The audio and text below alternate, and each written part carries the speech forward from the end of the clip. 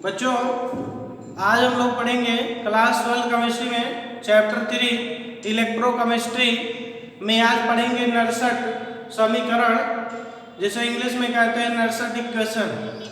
तो ये क्या होता है इसको समझेंगे। इसमें कुछ शब्दावलियाँ आएंगे, जो शब्दावलियाँ क्लास 11 केमिस्ट्री में एक चैप्टर है ऊष्मागतिकी से संबंधित होंगे, जिसको यहाँ पर हम समझाने का पूरा प्रयास कर रहे हैं। तो कुछ पॉइंट, कुछ उसमें शब्दावलियाँ जो आपका प्रयुक्त होगा वो क्लास 11 के ऊष्मागतिकी चैप्टर में वो शब्दावलियाँ वहाँ पर आया हुआ है। तो जो ये क्लास 12 केमिस्ट्री में चैप्टर 3 में 69 समीकरण में हम यहाँ पर पढ़ेंगे क्या होता है। तो यहाँ पर मान लेते हैं कोई यहाँ पर इस चैप्टर के अंतर्गत हम कोई सेल के बारे में पढ़ेंगे। तो मान लेते हैं कोई ऐसा सेल है, कोई एक ऐसा सेल है जिसमें कोई एक उत्क्रमणीय क्रिया होता है। मान लेते हैं यहाँ पर माना एक सेल में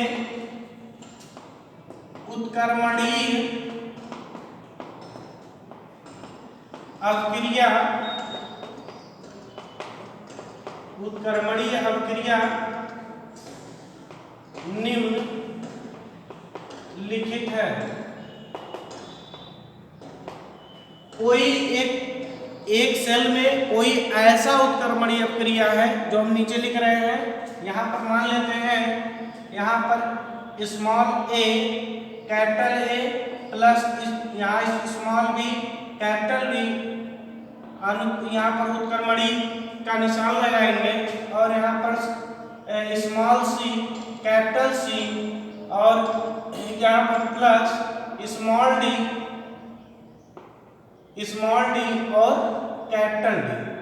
तो यहाँ पर ये देखेंगे कोई एक ऐसा उत्क्रमणीय अवक्रिया है। यहाँ पर एक चीज यहाँ पर ये ध्यान देंगे कि small A capital A, small B capital B और small C capital C, small D और यहाँ पर कैपिटल डी। इसको हम एक एग्जाम्पल के माध्यम से समझते हैं। जैसे कोई भी एक अवक्रिया है, सपोज करिए यहाँ पर मान लेते हैं कोई अवक्रिया है H2 प्लस N2, ये अवक्रिया करके क्या बनाता है, NH3 बनाता है। यानी कि इसको अगर से हम बैलेंस करेंगे, यहाँ पर अगर यदि बैलेंस करेंगे तो यहाँ पर ये क्या हो जाएगा, यहाँ पर हो जाएगा 3, यहाँ पर क्या हो जाएगा 2। तो यानी कि ये आपस में क्या हो गया, बैलेंस हो गया। अब इस इक्वेशन की बात करें कि यहाँ पर इसमें जो इक्वेशन लिखा गया है ए कौन सा है, बी क्या है, देखेंगे ये हमारा H जो लिखा गया है ये क्या है, कैपिटल ए है। और जो इसके आगे लिखा हुआ, मतलब जो ए के आगे स्मॉल ए लिखा हुआ है, स्मॉल ए जो है कैपिटल ए का क्या है, गुणक है, गुणज है। यानी कि यहाँ पर ए स्मॉल ए क्या है, स्मॉल ए। ऐसे ही इसमें देखेंगे यहाँ पर इसमें क्या है, ये N2 हमारा यहाँ पर क्या है, ये यहाँ पर अगर से ये किसी के आगे कुछ नहीं लिखा होता है तो वहाँ पर हम एक मानते हैं। तो यानी कि यहाँ पर क्या मानेंगे, एक मानेंगे। तो यानी कि यहाँ पर इसको हम क्या मान लेते, ये क्या है हमारा, ये इसको मान लेते हैं ये बी है और ये जो आगे इसका यानी कि N2 का गुणज जो लिखा गया है ये 1 है। तो यानी कि यहाँ पर ये हमारा क्या है, स्मॉल बी इक्वल टू कितना है, 1 है। तो यानी कि यहाँ पर ये NH3 लिखा गया है। तो यानी कि NH3 हमारा ये क्या है, ये C है। यानी कि NH3 हमारा क्या है, कैपिटल C है और NH3 के आगे जो लिखा गया गुणज है वो क्या है, यहाँ पर स्मॉल c है। तो इस इक्वेशन में H2 NH2 को अगर से अवक्रिया कराएंगे तो यानी कि NH3 बनेगा। तो यानी कि एक यहाँ पर इससे इसका कोई मतलब नहीं है, यहाँ पर एक इस इक्वेशन को समझाने के लिए यहाँ पर ये इस्तेमाल किया गया है। तो यहाँ पर और बहुत से अवक्रियाएं देखेंगे, उसमें ये इसमें क्या रहेगा, ये अभिकारक और उत्पाद भी कुछ और भी हो सकता है। यानी कि इस अवक्रिया में देखेंगे एक ही उत्पाद है जो C की वैल्यू यहाँ पर दिखा रहा है। तो यानी कि यहाँ पर कोई ये ऐसा और अपक्रिया आएगा तो उसमें देखेंगे ये आपके डी के जगह पर भी ऐसा कोई यहाँ पर अपक्रिया आएगा। तो ये इस यहाँ पर ये हम समझ सकते हैं इस इक्वेशन को देख करके कि यहाँ पर स्मॉल ए क्या है और कैपिटल ए क्या है, स्मॉल बी क्या है, कैपिटल बी क्या है। तो इस तरीके से हम इस इक्वेशन को यहाँ पर समझ सकते हैं। यानी कि इसको हम मिटा देते हैं। यहाँ पर आपको एक इन इक्वेशन को लिखने के लिए एक कांस्टेंट के रूप में किस प्रकार से लिखा जाता है, यानी कि कांस्टेंट यहाँ पर मान लेते हैं q इज इक्वल टू, यानी कि यहाँ पर क्या होता है अभिकारक पहले जो है हम इसको क्या लिखते हैं अभिकारक अपान क्या हो जाएगा उत्पाद। तो यानी कि ये हमारा क्या अभिकारक है, ये क्या है उत्पाद है। और इधर देखेंगे अगर से इस एरो का इस्तेमाल करेंगे तो ये अभिकारक है। तो यानी कि यहाँ पर जो ये उत्क्रमणीय अपक्रिया है उसके लिए हम यहाँ पर क्या लिखेंगे, यानी कि यहाँ पर ये हो जाएगा C, यहाँ पर इसको एक्टिव मास बोलते हैं। ये सब फर्स्ट ईयर की चीजें हैं। तो यानी कि यहाँ पर एक Q इज इक्वल टू क्या हो जाएगा एक्टिव मास ऑफ C का, यहाँ पर ये जो यहाँ इसका एक गुणज होता है, कहने का मतलब यहाँ पर 2 लिखा गया था 2 3s2 और प्लस n2 यहाँ पर 2ns3। अभी भी जो इक्वेशन यहाँ पर लिखा गया था तो जैसे ये जो इसके आगे लिखा गया है ये इसका पावर के रूप में लिखा जाता है। तो यानी कि यहाँ पर ये जो C लिखा गया है ये C पहले हम अभिकार उत्पाद को लिखते हैं, फिर अपान क्या लिखते हैं यहाँ पे अभिकारक को लिखते हैं। यानी कि यहाँ पे C का यहाँ पावर करेंगे, ये देखेंगे एक कैपिटल C है तो ये जो यहाँ पर होगा इसी को हम पावर के रूप में यहाँ पर लिखते हैं। और उसके बाद एक्टिव मास ऑफ D यानी कि कैपिटल D और यहाँ पर इसका पावर क्या हो जाएगा D अपान इसको हम लिखेंगे यहाँ पर अभिकारक, यानी कि अभिकारक हमारा क्या है कैपिटल A और जो इसका गुणज लिखा गया है इसको हम पावर के रूप में लिखेंगे। ऐसे यहाँ पर जो B लिखा गया है तो इसको भी पावर के रूप में क्या लिखेंगे B। ये जो है इसमें देखेंगे फर्स्ट इसमें आपका ऊष्मागतिकी चैप्टर से उसमें पूरा आपको इसमें इस टाइप से आपको लिखने को मिलेगा। तो यहाँ पर हम इसलिए तो ऊष्मागतिकी से ही शुरुआत करते हैं। तो यानी ऊष्मागतिकी से यहाँ पर बात करें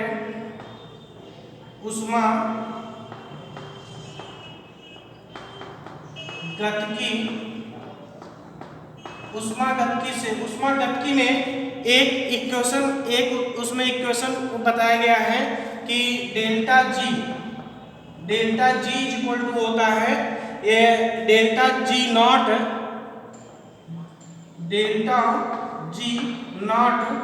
प्लस यहाँ पर delta G naught plus RT और यहाँ पर ये delta G equal to delta naught G a RT और यहाँ पे आपका हो जाएगा ln क्यू।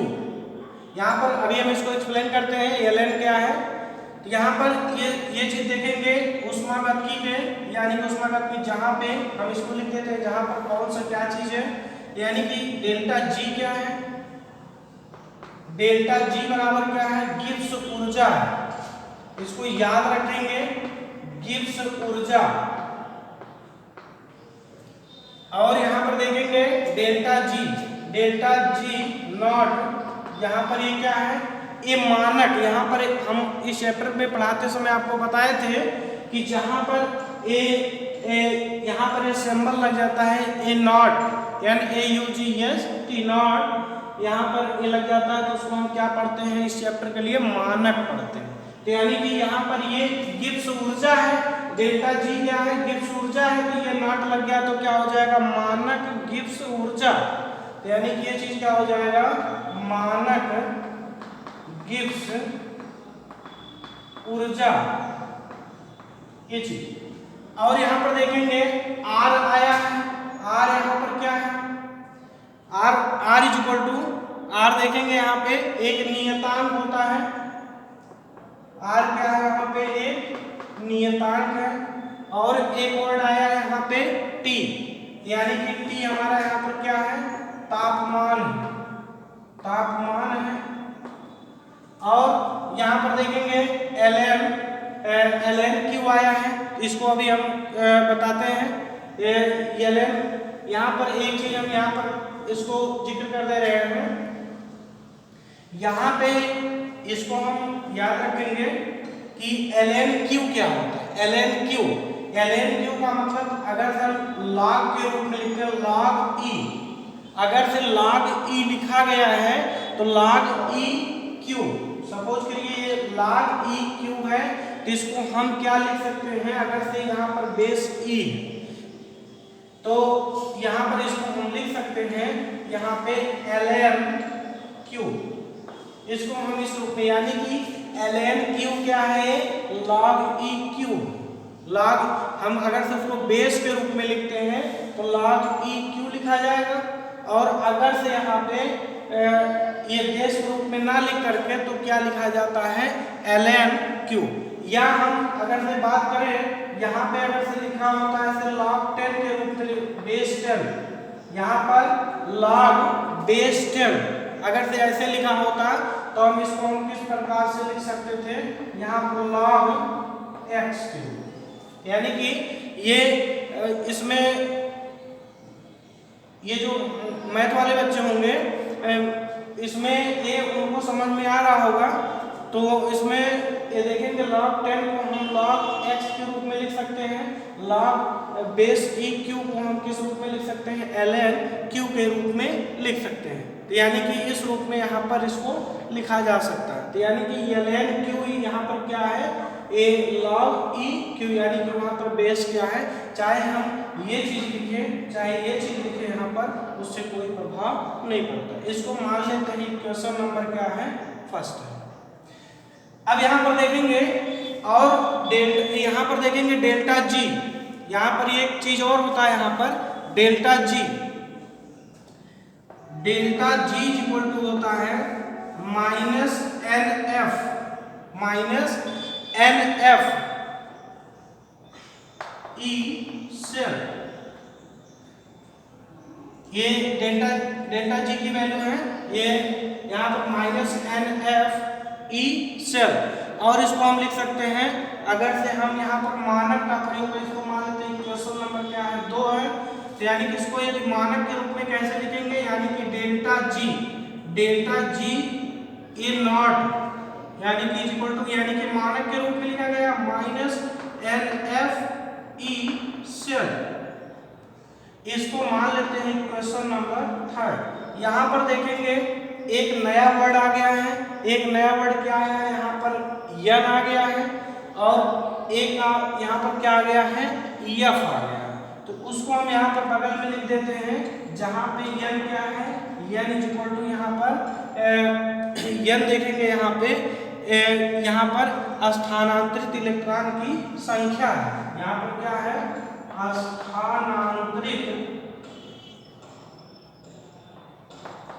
स्थानांतरित इलेक्ट्रॉन की संख्या है। इसको हम डिफाइन करें, यहाँ पर स्थानांतरित इलेक्ट्रॉन की संख्या। यहाँ पर आप वो टॉपिक याद करिए जब हम आपको डेनियल सेल के बारे में पढ़ा रहे थे। डेनियल सेल में हम दो इलेक्ट्रोड को लिए थे, एक एनोड को और एक कैथोड को। एनोड हमारा जिंक की प्लेट था और कैथोड हमारा किसका था, कॉपर का। तो यानी कि जिंक हमारा क्या काम कर रहा था, वो इलेक्ट्रॉन का त्याग करता था, और कॉपर क्या करता था, यहाँ पर वो प्लेट के ऊपर उसको जमा करता था। तो यानी कि यहाँ पर कितने इलेक्ट्रॉन यहाँ पर स्थानांतरण हो रहे हैं और ये कॉपर कितना इलेक्ट्रॉन ग्रहण कर रहा है। तो यानी कि पूरा स्थानांतरण, इसमें कुल इलेक्ट्रॉनों का स्थानांतरण कितना हो रहा है, 2 इलेक्ट्रॉनों का हो रहा है। हम यहाँ पर लिख सकते हैं कि डेनियल सेल के लिए,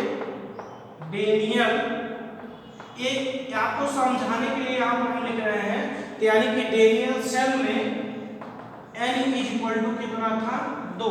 यहाँ पे हम ये चीज समझा रहे हैं अस्थानांतरित इलेक्ट्रॉन की संख्या क्या होता है।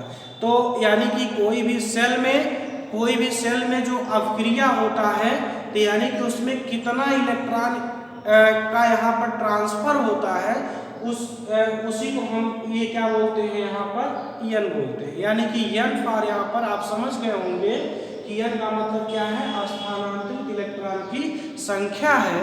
हम ये भी बता चुके हैं कि डेनियल सेल में इलेक्ट्रॉन का स्थानांतरण कितने का होता है 2 इलेक्ट्रॉनों का स्थानांतरण होता है। तो वहां पर ये हम डेनियल सेल की बात कर रहे हैं, लेकिन ये अलग अलग सेल में n की वैल्यू क्या होगी अलग अलग होगी, इसको याद रखेंगे।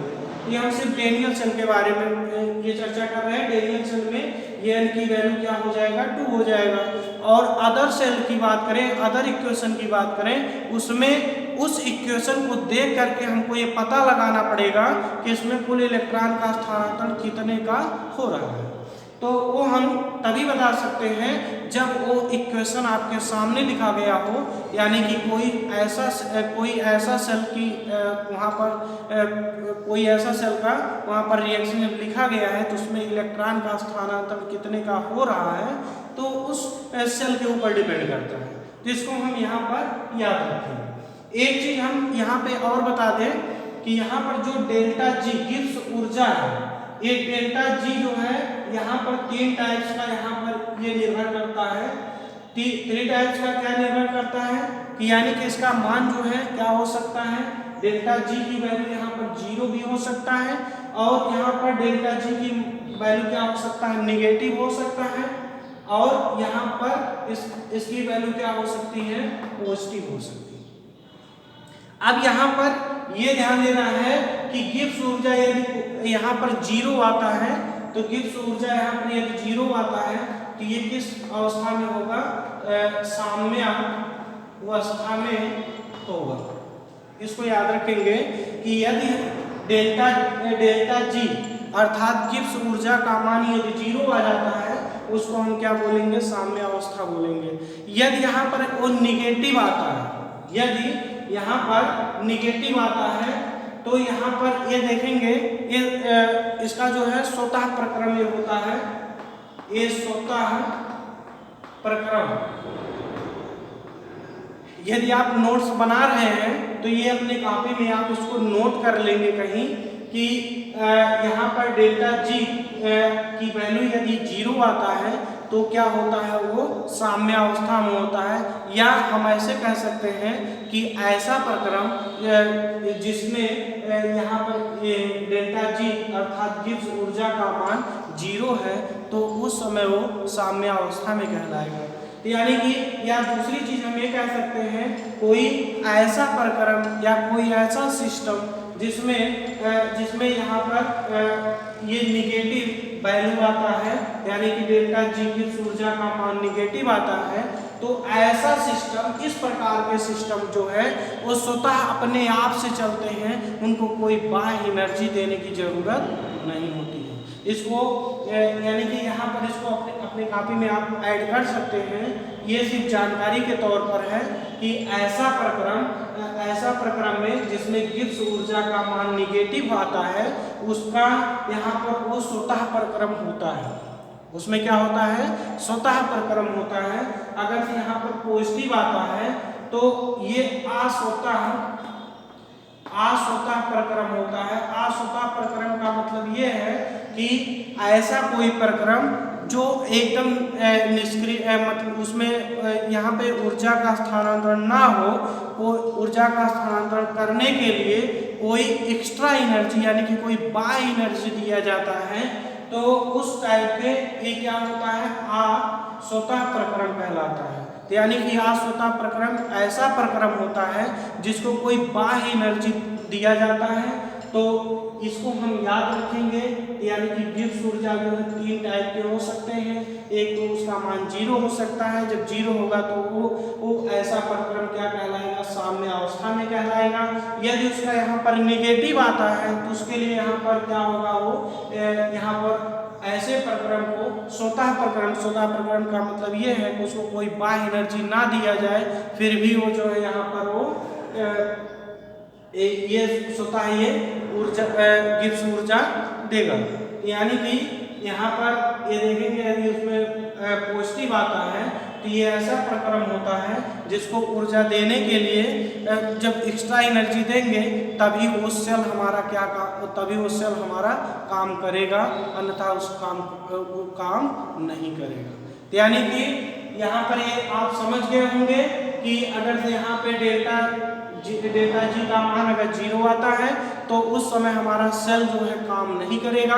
अगर से डेल्टा जी का मान नेगेटिव आता है वो सेल जो है स्वतः वो ऊर्जा देने लगेगा। अगर से यहाँ पर उसका मान पॉजिटिव आता है वो तब वहाँ पर उस सेल को कोई एक्स्ट्रा एनर्जी दे करके उसको चलाना पड़ेगा। इसको हम याद रखेंगे। तो यहाँ पर हम ये लिखे हैं इस इक्वेशन को अभी हम समझ रहे हैं।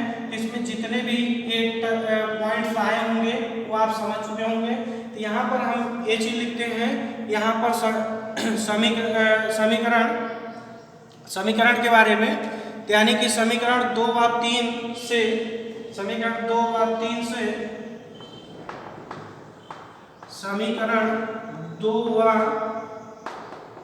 3 से समीकरण 1 में मान रखने पर,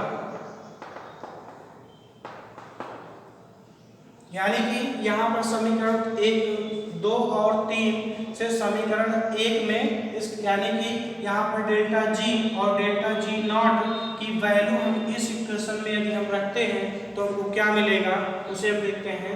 तो हमको मिलेगा यहाँ पे इस डेल्टा जी की जगह पर हम इस डेल्टा जी की ये वैल्यू रखेंगे।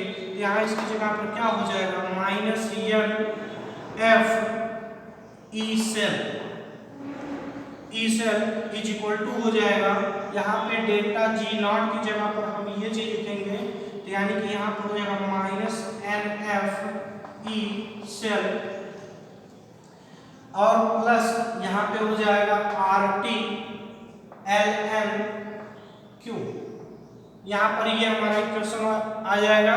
तो यानी कि इस इक्वेशन को हम आगे यहाँ पर नोट कर रहे हैं।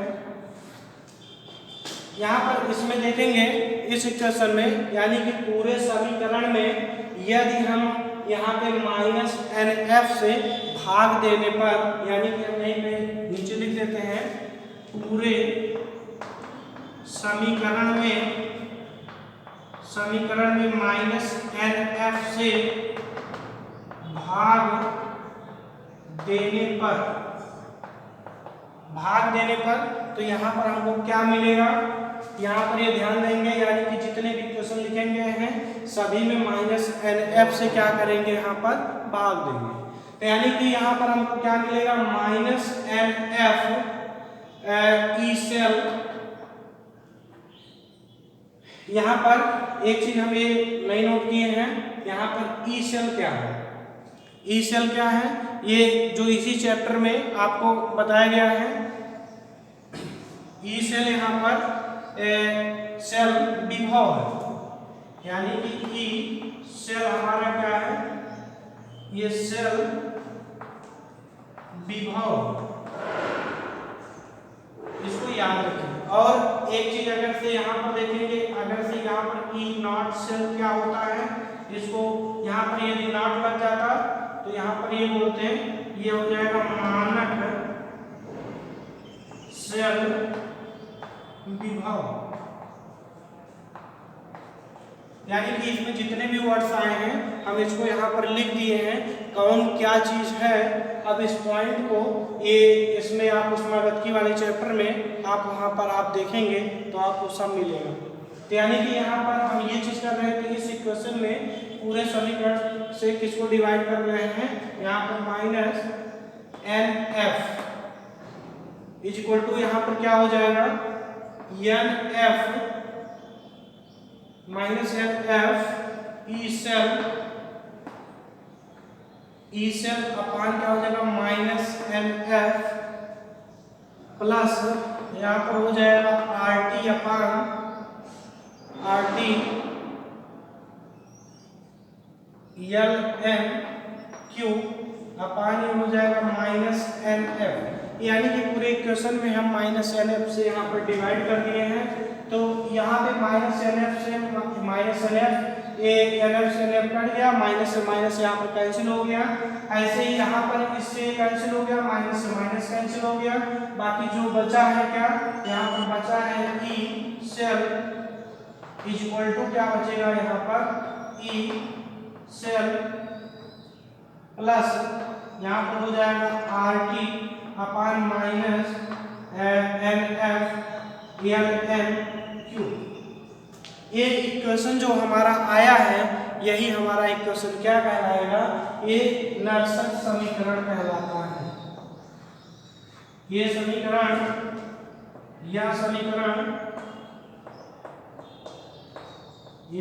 हमारा क्या कहलाता है, नर्सर समीकरण कहलाता है। इसको हम इस इक्वेशन को और हम आगे भी बढ़ा सकते हैं। तो आगे किस प्रकार से यहाँ पर बढ़ाएंगे, यहाँ पर एक चीज यहाँ पर ध्यान देंगे, यहाँ पर ये नॉट यहाँ पर रहेगा, ई नॉट यहाँ पर शायद नॉट नहीं लगाए हैं, यहाँ पर ई नॉट, यहाँ पर डेल्टा जी नॉट है तो यहाँ पर भी क्या हो जाएगा, ई नॉट सेल हो जाएगा। यानी कि इसका मान यहाँ पर रखेंगे तो सभी जगह पर क्या हो जाएगा, ई नॉट सेल हो जाएगा। तो यह समीकरण क्या कहलाएगा, नर्सर समीकरण कहलाएगा। यानी कि इसको यहाँ पर ये हम मानक समीकरण तब लगाते हैं जब यहाँ पर डेल्टा जी था, उसके लिए minus N F E cell था, और जब यहाँ पर ये मानक गिब्स ऊर्जा आ गया यानी कि यहाँ पर मानक लग गया, तो इसमें भी हमारा क्या हो जाएगा, मानक लगेगा। तो इसको इसलिए यहाँ पर ये भी क्या हो जाएगा, मानक हो जाएगा। तो ये चीज़ हर जगह यहाँ पर क्या हो जाएगा, ये मानक हो जाएगा। तो यहाँ पर इस इक्वेशन की यही समीकरण हमारा क्या कहलाएगा, नर्सर समीकरण कहलाता है। ये हमारा क्या है, ये E cell is equal to E naught cell plus यहाँ पर क्या हो जाएगा, R T upon minus N F लॉन एल एन क्यू। तो ये इस इक्वेशन को यहाँ पर नोट कर लीजिए, और इसके आगे जो है हम इसके आगे भी इक्वेशन को और यहाँ पर बढ़ा रहे हैं। तो इक्वेशन को आप यहाँ पे बढ़ा भी सकते हैं। तो किस प्रकार से बढ़ाते हैं उसको देखते हैं। तो इसको हम इधर मिटा देते हैं।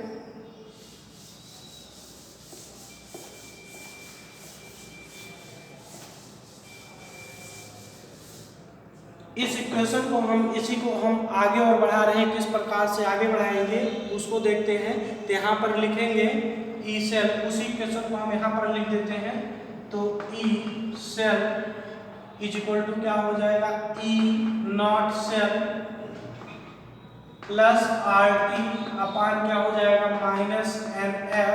यहाँ पर ये देखिए, ये जो माइनस और प्लस ये आता है, यहाँ पर हम माइनस भी लिख सकते हैं।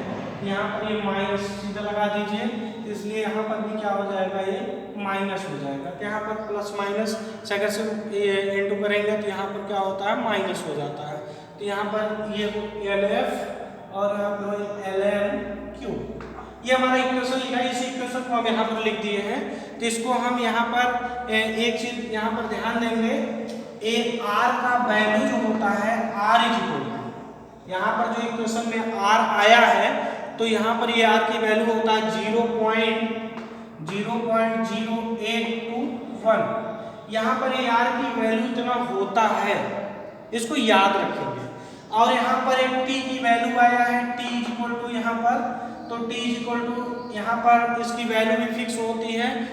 मान लीजिए इसका टेम्परेचर मान 298 केल्विन, ये फिक्स टेम्परेचर है। यानी कि यहाँ पर ये आर की वैल्यू 0.0821 इतना होता है आर की वैल्यू। आज जहाँ पे आर क्या है, एक नियतांक है, यहाँ पर नियतांक हम लिख देते हैं 0.0821, इतना होता है। इसको आपको याद रखना है, कोई भी क्वेश्चंस के लिए इसको आपको याद रखना है। तो यहाँ पे इसलिए हम इसका मान यहाँ पे लिख दिए हैं। तो ये यहाँ पर कितना हो जाएगा, 0.NF। यहाँ पर एक चीज हम यहाँ पर ये नहीं लिखे हैं, यहाँ पे एफ यहाँ पर छूट गया है, एफ क्या है, यही पे हम नीचे इसी में लिख देते हैं यहाँ पे, जहाँ पे यफ क्या है, ये फैराड है, यानी कि एक फैराडे, इसको कह सकते हैं फैराडे। यफ यहाँ पर जो आया है क्वेश्चन में फैराडे है, तो जहाँ पे एक फैराडे बराबर, इसको आपको याद रखना है कि जहाँ पे इस क्वेश्चन में इसलिए छूट गया था यहाँ पर, इसको हम बाद में ऐड कर दे रहे हैं, तो यानी कि इसको आप अपने कॉपी में ऐड कर लीजिएगा। यह इक्वल टू क्या यहाँ पे फैराड है, तो यानी कि एक फैराडे बराबर क्या होता है, यहाँ पर एक फैराड बराबर होता है यहाँ पर 96500। ये इसकी वैल्यू है, यानी कि यफ की वैल्यू यहाँ पर ये फिक्स होती है, तो यानी कि हमको क्या पता हो गया, ये तीन चीज पता हो गया। तो यहाँ पर ये हो जाएगा 96500, यानी कि यहाँ पर देखिए r की वैल्यू पता हो गया, t की वैल्यू पता हो गया, f की वैल्यू पता हो गया, और जिस इक्वेशन में n की वैल्यू भी पता होगा उसको हम वहाँ पर लिख सकते हैं। तो यानी कि n का मान यहाँ पर अलग अलग इक्वेशन के लिए क्या होगा, अलग अलग होगा, इसको हम याद रखेंगे। अगर से हम डेनियल चल की बात करें तो डेनियल चल में n इक्वल टू 2 है, यानी कि अलग अलग इक्वेशन में अलग अलग होता है, इसलिए हम n की वैल्यू नहीं रखते हैं। तो यानी कि यहाँ पर हम इसकी मान जो है इस इक्वेशन में हम यहाँ पर लिख देते हैं, तो यानी कि E cell is equal to क्या हो जाएगा, E नॉट सेल माइनस यहाँ पर r की जगह हम क्या लिख सकते हैं, यानी कि 0.0821, और यहाँ पर t हमारा क्या है, t हमारा यहाँ पर t देखेंगे, t हमारा यहाँ पर क्या है 298, और यहाँ पर अपान यहाँ पर क्या हो जाएगा, यहाँ पे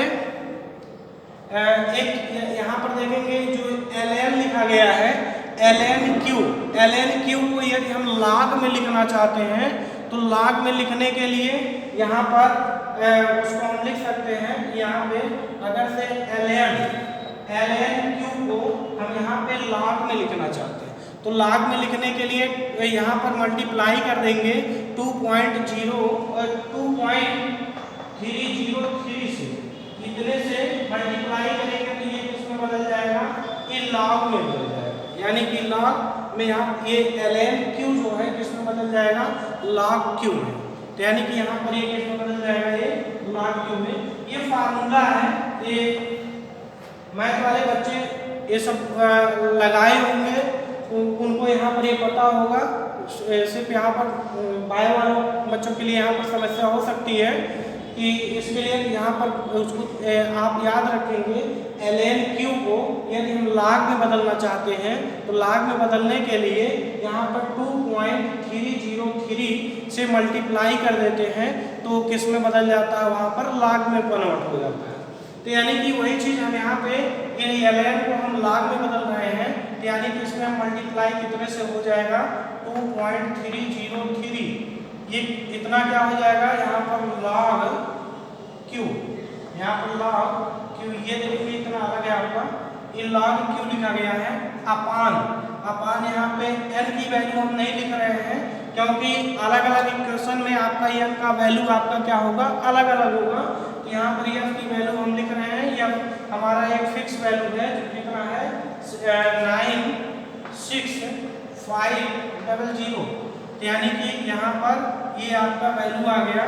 तो यहाँ पर ये इतना ध्यान देंगे, ये इसको इतने को हम अगर से हम पूरा सॉल्व करेंगे, तो यहाँ पर ये पूरा इतने को हम सॉल्व करेंगे तो यहाँ पर सॉल्व करने पे जो आएगा वो कितना आएगा, 0.00591 इतना आएगा, यानी कि जितने को हम यहाँ पे सर्कल कर दिए हैं इतने को आप पूरा यदि सॉल्व करेंगे तो ये कितना आएगा 0.0591, यानी कि इसको हम पूरा इक्वेशन को लिख देते हैं, E cell is equal to हो जाएगा यहाँ पर ई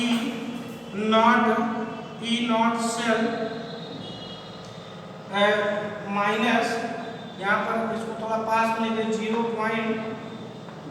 0.0591 अपान यहाँ पर क्या हो जाएगा, यहाँ पर n, और यहाँ पर बचा क्या हमारा log q। ये इक्वेशन हमारा क्या हो गया, इस इक्वेशन से ये इक्वेशन हमारा छोटा हो गया, तो यानी कि इसको हम आसानी से इसको याद रख सकते हैं। तो ये इक्वेशन हमारा, ये भी हमारा इक्वेशन कौन सा इक्वेशन है, नर्स इक्वेशन का ए और जो है सिंप्लीफाइड इक्वेशन है, यानी कि इसको हम और आगे सॉल्व किए हैं। तो सॉल्व करने पर यहाँ पर जो लास्ट में हमारा इक्वेशन आया है, तो यह समीकरण हमारा क्या कहलाएगा, यह समीकरण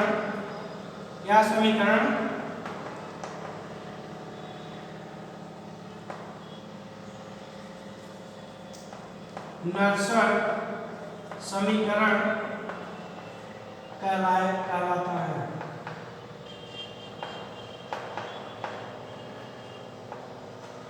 ये चीज इसको याद रखेंगे। ये आप यही इसको यहाँ पर और जब सॉल्व करेंगे तो इक्वेशन तो आपका यहीं पर हो जाता है, लेकिन आपको जब ये पूरा और भी और सिंप्लीफाइड करेंगे तो आपका एक लास्ट में आपका ये इक्वेशन आएगा E cell is equal to E naught cell is equal to 0, यानी कि इतने को पूरा सॉल्व करेंगे, जितने को हम सर्कल कर दिए हैं इतने को यदि आप सॉल्व करेंगे, सॉल्व करने पर आपको क्या मिलेगा, यहाँ पर जो यहाँ पर सिंप्लीफाइड किया गया है ये आपका ये लास्ट इक्वेशन आएगा। तो इसलिए हम इस समीकरण को भी याद रखेंगे और इस समीकरण को भी याद रखेंगे। यदि हमारा पेपर में अगर से आता है कि यहाँ पे नर्स समीकरण क्या होता है, तो आप पूरा यहाँ तक इसको सॉल्व करेंगे, जिससे आपका फुल मार्क्स आपको मिलेगा। तो यानी कि इससे एक फ़ायदा ये भी होगा, तो आपका न्यूमेरिकल जब लगाएंगे न्यूमेरिकल्स में भी, तो यहाँ पर ये इक्वेशन आपको दोनों यहाँ पर यूजफुल होगा। तो इसको आप लोग इसमें एक बार जरूर इसको देखिएगा। डेल्टा जी गिब्स ऊर्जा और डेल्टा जी नॉट, ये जी नॉट है, जी नॉट ये क्या है, मानक गिब्स ऊर्जा है, आर क्या है, नियतांक है, और उसका मान कितना होता है 0.0821, इसको आपको याद रखना है। और T इक्वल टू तापमान है, और तापमान यहाँ पर एक जो नॉर्मल टेम्परेचर होता है वो कितना होता है, यहाँ पर 298 केल्विन होता है। ये टेम्परेचर क्वेश्चन में दिया भी रह सकता है, अगर नहीं दिया रहता तो नॉर्मल टेम्परेचर प्रेशर पर रहेगा, तो इतना आप रखेंगे। और यहाँ पर देखेंगे, यहाँ पर ये फैराडे, यानी कि एक फैराड बराबर कितना होता है 96500, ये इतना होता है। इस पॉइंट को हम इसको दिमाग में हम अच्छी तरीके से बैठा लेंगे, तो हमको इसमें ये यहाँ पर बहुत आसान टॉपिक है। सिर्फ आपको इतना ही इसमें टफ होगा कि ये जो पॉइंट्स बीच में आए हैं, टर्मिनोलॉजी जो भी इसमें बीच में आए हैं, तो इसमें आप क्लास 11th में ऊष्मागतिकी चैप्टर पढ़े हैं, तो ऊष्मागतिकी चैप्टर में आप इसको आप आसानी से अगर वहाँ पे अगर यदि आप समझ में आपको आया है, तो यहाँ पर आपको कोई दिक्कत नहीं हो सकती है। तो अगर से यहाँ पे नहीं समझ में आया है, तो एक बार हमारे कहने से यहाँ पर आप क्लास 11th की बुक में, तो ऊष्मागतिकी चैप्टर में ये जितने भी टर्मिनोलॉजी, जितने भी पॉइंट्स आए हुए हैं, इसको आप अपने टॉपिक को मजबूत बनाने के लिए आप एक बार ज़रूर से ज़रूर उसको वहाँ पर उसको कंसल्ट करें, उसको देखें। तो इससे आपका यहाँ पर ये चैप्टर आपका स्ट्रांग बनेगा और पुराना टॉपिक भी आपको याद रहेगा। तो आज के लिए बस इतना ही, धन्यवाद।